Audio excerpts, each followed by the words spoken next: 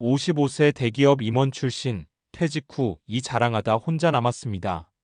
서론 퇴직 후 진짜 인생이 시작됩니다. 나도 이제 은퇴다. 대기업 임원 자리에서 퇴직하면서 사람들은 박수치며 축하해주고 가족들도 한동안은 대우해줍니다. 근데 그거 정말 한동안입니다. 그 다음은요? 회사가 나를 더 이상 필요로 하지 않고 가족들도 각자의 삶으로 바빠지고 친구들도 자꾸 멀어져만 갑니다. 나 옛날에 어디 임원이었어. 라고 자랑하던 그 말은 시간이 지날수록 점점 쓸쓸함의 또 다른 이름이 되어갑니다. 우리는 은퇴 준비를 돈, 연금, 부동산으로만 생각하지만 진짜 준비해야 할 건 관계, 정체성, 그리고 내 삶의 방향성입니다. 오늘은 55세 퇴직한 대기업 임원의 이야기에서 출발해 우리 모두가 생각해봐야 할 은퇴 이후 삶에 대해 이야기를 나눠보려 합니다. 은퇴 후 진짜 중요한 세 가지 명암, 인간관계, 그리고 나만의 역할. 퇴직하고 나면 제일 먼저 바뀌는 게 명암이에요. 아니, 아예 명암이 사라집니다. 그동안 내가 누구였는지를 설명해주던 명암이 사라지고 나면 사람들 앞에서 내가 누군지를 설명하기가 참 애매해져요. 그리고 두 번째는 인간관계가 줄어듭니다. 회사에서 매일 보던 동료들, 회의 때 인사하던 부서장들 다 연락 끊깁니다. 내가 자리에서 내려오니 그들도 자연스럽게 멀어져요. 진짜 가까운 친구 몇 명 빼고는 연락이 뚝 끊기죠. 세 번째는 삶의 방향이 사라집니다. 매일 아침 일어나 출근하던 루틴, 회의와 보고서로 가득 찼던 하루, 그걸 힘들다고 하면서도 그게 있었기에 내가 살아가는 느낌이 있었어요. 근데 그게 싹 사라지면 아침에 눈을 떠도 갈 곳이 없습니다. 그래서 우리는 퇴직 전에 반드시 다음 세 가지를 준비해야 합니다. 새로운 정체성, 일이 아닌 인간관계, 삶의 방향성을 찾을 활동. 사례 1. 명함이 없으니 나도 사라진 것 같았어요. 대기업 임원 출신 김정훈 가명, 58세. 김정훈 씨는 대기업 전략기획실 임원이었습니다. 55세에 명예퇴직을 하고 한동안은 술자리에 나가면 여전히 어디 임원이셨죠? 라는 질문을 받으며 기분이 좋았대요. 하지만 시간이 지나면서 느꼈대요. 사람들이 과거의 나한테만 관심 있어. 지금 나는 뭘 하고 사는지, 어떤 계획이 있는지에는 아무도 관심이 없더랍니다. 명함이 사라지고 나니 소개할 게 없어서 모임도 꺼리게 되고 점점 사람들과의 만남도 줄어들더랍니다.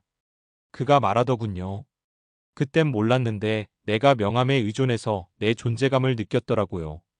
근데 그 명함이 사라지고 나니 나도 같이 사라진 것 같았어요. 그래서 지금은 지역 도서관에서 경제 강연을 하고 블로그도 운영하면서 나는 사람들에게 경제를 쉽게 설명하는 사람이다라고 자기만의 새로운 정체성을 만들어가고 있어요.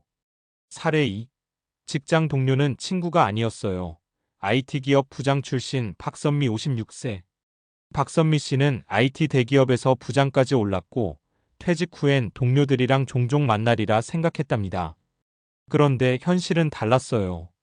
내가 회사를 그만두고 나니 점심 약속도 줄고 단톡방에서도 점점 조용해지더라고요. 이걸 느낀 박 씨는 충격을 받았죠.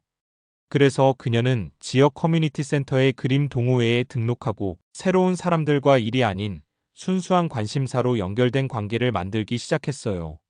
지금은 그림을 같이 그리는 친구들이 직장 동료보다 더 따뜻하고 오래 간다고 말해요. 은퇴 후 관계는 내가 먼저 움직여서 만드는 거라는 걸 느꼈다고요. 사례 3. 매일 아침 갈 곳이 없던 내가 다시 일어섰어요. 은행원 출신 이현우 60세. 이현우 씨는 35년을 한 은행에서 일하고 59세에 퇴직했습니다. 퇴직 후 처음 몇 주는 좋았대요. 아침에 늦잠도 자고 여행도 다녀오고. 근데 시간이 지날수록 점점 무기력해졌대요. 갈 데가 없고 할 일도 없고 나한테 뭘 기대하는 사람도 없으니까 그냥 붕 떠 있는 기분이었어요. 그러다 우연히 참여한 시니어 재능기부 프로그램에서 초등학생들에게 금융교육을 하게 됐어요.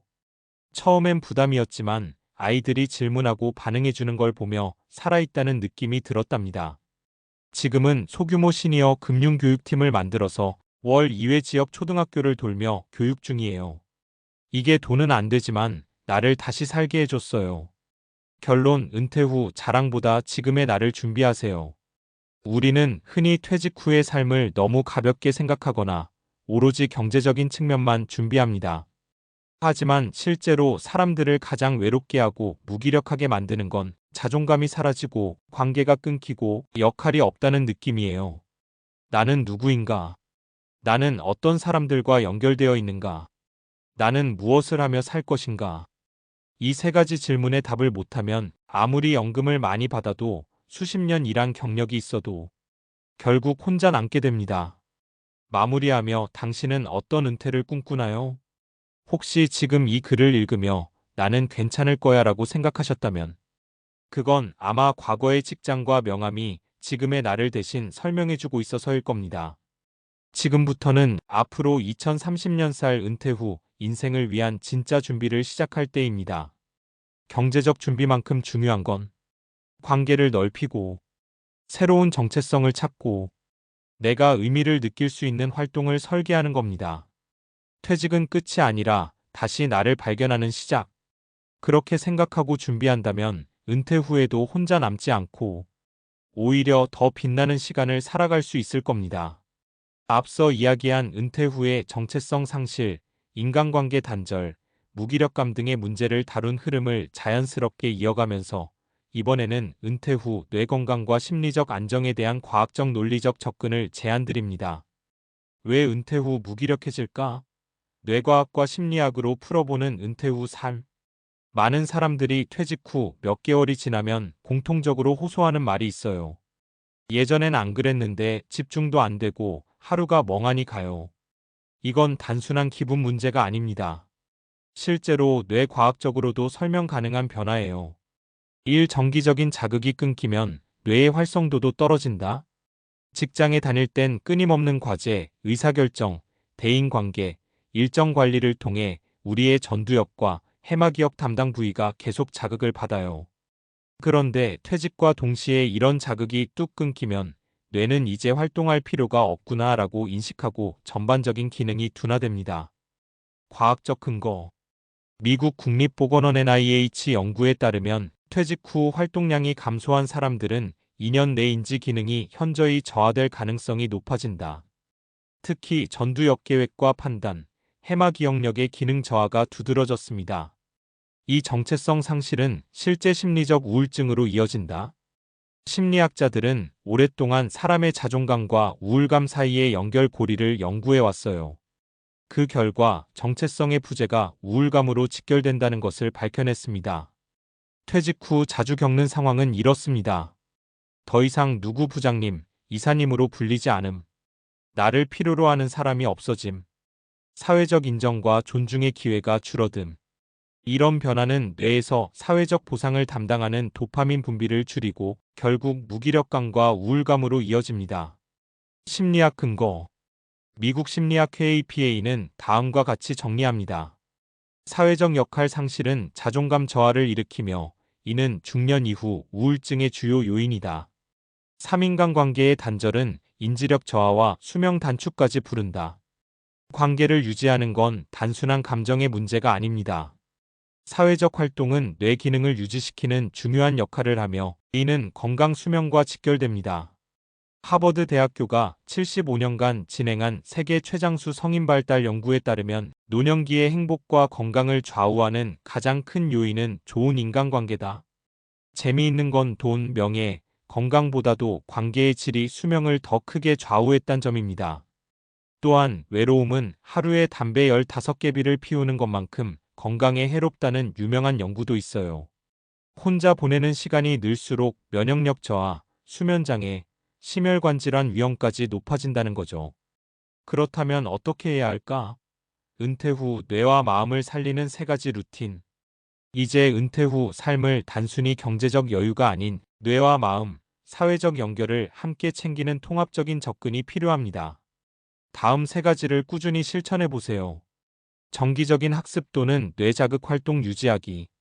매일 30분 이상 책을 읽거나 외국어 공부, 악기, 글쓰기 같은 집중 활동 지속. 디지털 기기를 다루는 연습도 좋아요. 스마트폰, 블로그, AI 활용 등. 포인트 해마와 전두엽을 자극하면 치매 예방 효과도 있음. 사회적 활동에 적극 참여하기. 지역 커뮤니티, 도서관 프로그램, 자원봉사. 하루 한 명과 직접 대화하기 전화도 오케이. 나이 드니 불편해 말고 내가 먼저 다가가기 실천. 포인트 타인과 감정을 주고받는 대화가 뇌의 거울신경세포를 자극. 자기만의 역할 하나 만들기. 강사, 멘토, 작가, 유튜버, 가이드, 텃밭 전문가 등 어떤 형태든 오케이. 누군가에게 의미 있는 존재가 되는 게 핵심. 역할이 있는 사람은 뇌 건강도 오래 지속됨. 포인트 책임과 역할이 생기면 세로토닌과 도파민 분비가 증가함. 정리하자면 은퇴 후에 괜찮을 줄 알았는데 막상 와보니 다르더라는 분들이 많습니다. 그건 당신이 약해서가 아니라 우리 뇌와 마음이 그렇게 설계되어 있기 때문이에요. 인간은 관계 속에서 의미를 느끼고 역할 속에서 존재감을 느끼며 활동 속에서 정신이 살아납니다. 마무리 메시지. 퇴직은 직업의 끝이 아니라 뇌와 마음의 새로운 여정을 여는 출발점입니다. 오늘이 바로 그 준비를 다시 시작하기에 가장 좋은 날입니다.